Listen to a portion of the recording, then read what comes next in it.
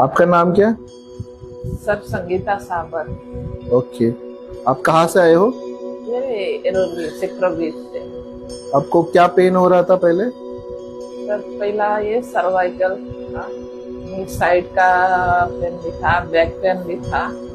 Okay, तो अभी आपको थेरेपी लेने के बाद कितना परसेंट अच्छा लग रहा है? अभी 90% कम लग रहा है। ओके, चलेगा। Thank you. सर